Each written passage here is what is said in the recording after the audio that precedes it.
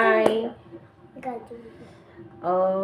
आपण एक गेम खेळू. ठीक आहे. गेम म्हणजे एक रिअल लाईफचे आहे का जेव्हा आपण दोघी हातांना असं 15 ते 20 असे घासा तुम्ही.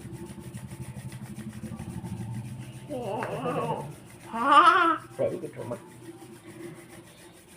आता घासल्यानंतर इथे असं करायचं. इथे आता एकला तुम्ही काहीतरी नेगेटिव्ह बोला आणि एकला पॉझिटिव्ह बोला. ठीक आहे. मग आपण बघू का आपली एनर्जी कुठे जाते. किती खराब आहे, वाईट आहे, तू किती त्रास देतो, चल जा इथून.